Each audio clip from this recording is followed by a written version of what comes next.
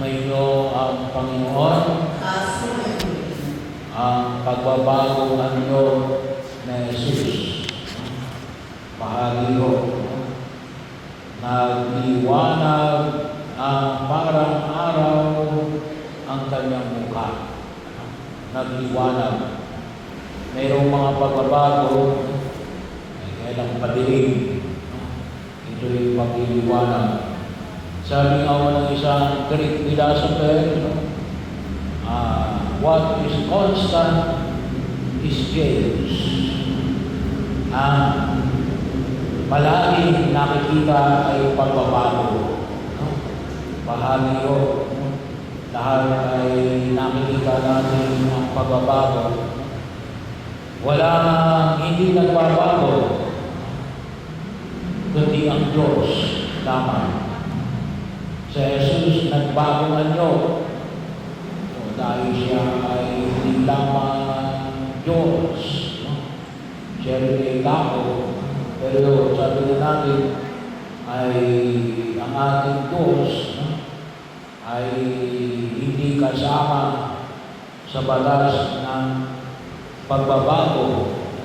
Sapagkat ang Diyos natin ay ang Diyos ng nakalipas, ng kasalukuyan at ng hinaharap. Kaya bahagi yun, lahat gusto natin ng bago. Pero anong uri ng pagbabago? Maging maliwanag sa atin. Kasi mayroong pagbabago natin nakasisira, hindi nakapurbuli. Bagaman sabi nga natin, ay yung pagbabago is constant. Anong klase ng direksyon ng pagbabago? Sana hindi magbigay ng buwanan. Lalo na ngayong panahon na ito. Ang panahon nito hindi lang pa siya nagbabago. Ang panahon na yun ay napakabilis. Napakabilis ng pagbabago. Bahagi yun. Sabi nga ng Diyos, instant. Lahat ay instant. Makita natin, yung mga building ay biglang na lamang nariyan. Nakikita natin. Sabi nga natin, yung mga technological advancement ay nariyan. One click lang. Makita natin ngayon, o-orderin mo ngayon, minsan bukas, nandiyan na, Kasi minsan yung mga sa Lazada, Shopee, may nakastock na sila sa malapit na warehouse. Makita natin, globalized na pala ngayon. Pagkakataon na makita natin, hindi lamang localized. Maaaring makita natin, gawa din ng teknolohiya. Pero anong klase ng pagbabago? Makita natin, there is always a class between pagbabago at noong pananatili. Ano ba kayong magbabago at ano yung pananatili? May class palagi yan. Pero yung hamon na makita mo naman ng reality, pagkaya sa atin, ganawa, sa mga pagbabago na ito, ay nakaangklang kay Kristo. Nakaangklang kay Kristo. Lalo-lalo na saan? Sa tinatawag ko namin na sa nakita natin sa Ebanghelyo, ay nakita nila sa pagbabago ng Jesus nakausap si Moises at si Elias. Simbolo ng alin? Simbolo ng batas, si Moises. Pag sinabi mo si Moises, ang pinagpalaging ginawag niya yung Torah. The Law, yung 10 utos ng Diyos. At si Elias, yung alin, simbolo ng alin? Ng mga propeta. Yung simbolo ng alin, ng pagpapahayag na ihanda ang daan sapagkat darating ang mananakop, darating ang Mesiyas. At nakita namin yan, kanino? Kay Jesus. Yung mga Hudyo, hanggang ngayon, hindi pa dumarating ang Mesiyas. Kaya sila naghihintay pa ng Mesiyas. Sa atin, ay maluwalang na rin yung kaganapan na ipinahayag ni Moises at ni Elias, ay nagkaroon ng kaganapan kay Jesus.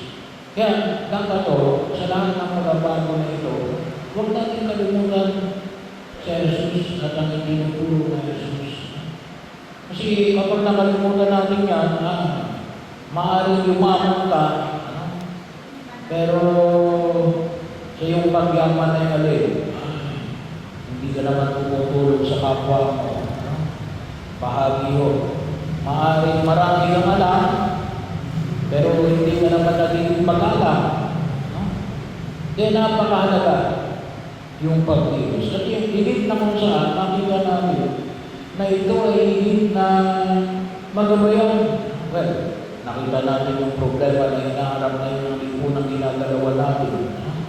Nakita natin maraming pagbabago, maraming problem. Kailangan ngayon ay tawagin natin ay mga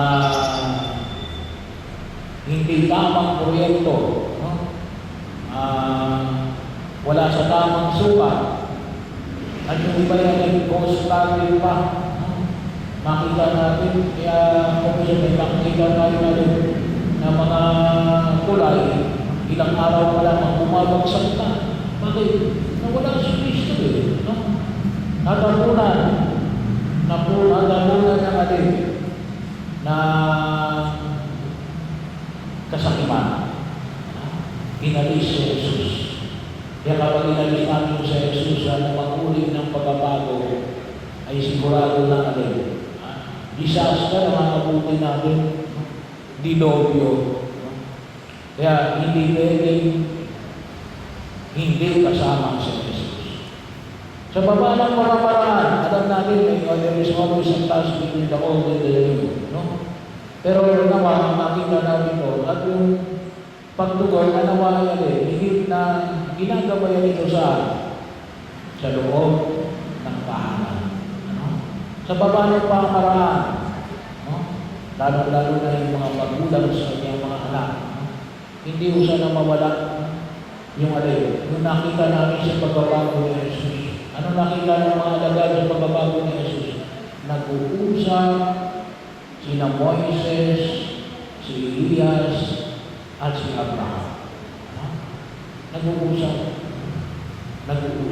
Napakahalaga ho sa tinatawag natin. At sa bahagi ng pag-uusap na ito ay yung pakikinig. Kasi walang pag-uusap. Ngayon kasi nagsalita ka. Pero hindi naman pakipag-usap. Bakit? Ikaw lang nagsalita Ini-step mo lamang na makinig lamang yung iba. Kapag sinabi mo nag-uusap ng dalawang tao higit pa. And then you come to a conclusion. Dapat yung nakita mo natin, hindi lamang one side. Kung hindi mo alam kung naiintindihan ba ng isa yung pinag-uusap mo o nagkaibay nagkaroon ng kasunduan o naging one-way street lamang. Nag-usap ka lang, walang pag-uusap. At yun ay mahalaga sa bawat pamilya. Kailan ba kayo nag-usap bilang isang pamilya? Lalo-lalo na sa mga mahalagang bagay na bahagi ng inyong pag-kilos bilang isang pamilya. Mga magulang sa inyong mga anak. Pagkakataon, kuminsan ng masingaling, hindi na nag-uusap, hindi na kasabay na kumain Kuminsan hindi na sabay-sabay na kumain. Wala nang pag-uusap. Pero kahit hindi kayo sabay-sabay na kumain, dapat nag-uusap. Pero tayo, mga Pilipino, kalimitan, yung ating conversation na sa loob ng hapagkainan. No? Bahagi yun eh. Bahagi ng ating kultura. Yung pag-uusap natin sa loob ng hapagkainan. Pero mahalaga ho, no? Mahalaga ho na makita natin yung pakipag-ugnayan na lalo-lalo na sa usapin ng mga bago at ng mga luma, no? Sa pag-uusap. Lalo-lalo na sa loob ng pamilya. No? Hindi yung monologue. No? Kasi yung monologue, baka yung tatay lang nag-uusap, no? O nanay lang nag-uusap, o maaaring yung anak lamang nagsasalita, no? Kasi siya lang ang may trabaho, no? Siya lang yung nasusunod. No? Ay, wala ho. No? Hindi ho tayo tigil na makita natin yung pag-uulag. No? At napakahalaga ho, no? Napakahalaga yung lalong-lalo binibigyan ng diin ngayon, ngayong panahon ng kung tawagin natin ito sinodality, no? Kung sinabi na sabay-sabay, no? Na sa kaisipan, sa puso at sa pagkilos, na yung direksyon na tinatahak natin, hindi lamang sa loob ng simbahan, no? Ngunit kayo din naman sa loob ng bawat pamilya. No? Kaya napakahalaga yung makita natin, ito yung nais at ahaki ni Jesus, no? Na makita natin yung tunay na pagbabago ng pagkilos ng daigdig na ito. At doon natin makikita na yung ating pagpunta ay tunay na naging kasama natin ang ating Panginoong Hesus Kristo. Kaya, bahagi ng ating pag-inilay, kasi makita natin yung maraming pagbabago, at sulit, may magbabago. Pero paano rin? Kasama pa namin si Jesus. Sa pagbabago ng pamilya, magkakasama ba kayo isang pamilya? Baka nagbago nga, pero nagkawala-wala naman ang pamilya. Kawawa naman. Nakasira yung pagbabago. Bakit? Nawasak yung pamilya. Kaya napakahalaga mo. Napakahalaga mo. Kaya nakita ng mga alagad natin, nag-uusap si Moises, si Elias, at si Ezra. Ano yung pinag-uusapan nila? Yung darating na kanyang paghihirap, pagkamatay at muling pagkabuhay. Na bahagi ito ng kaganapan ng pangako ng Diyos. Kinakailangan dumaan siya roon. Yung daraanan natin sa panahon ng mahal na araw. Na ito yung pamamaraan na ng pagbibigkas sa kanyang bayan at sa bawat isa sa atin. Ito yung pamamaraan ng Diyos. Yung pagkapako niya sa Diyos. So bahagi ito yung pamamaraan na nakita na bilang kaganapan na ipinangako ng Diyos sa kanyang bayan. Ito yung dadaanan ng pagbabago. No? Pagtanggap sa krus at ng kanyang muling pagkabuhay. Kaya bahagi yun. Kaya hindi pwede, no? Ang problema ngayon, sabi na natin, ang problema ngayon ay gusto natin ng pagbabago, pero gusto natin ng shortcut.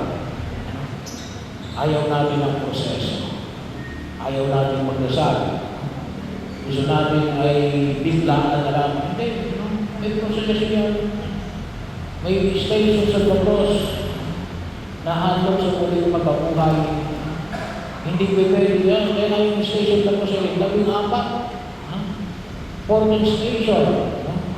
Hindi pwede muling pagkabuhay kaagad. Yun ang problem natin yung panahon na yun. Ayaw natin ng proseso. Hindi. Kung ang gusto lang natin ay yung mismong pagbabago without the process, hindi ang akma yun. Hindi yun ang pamamaraan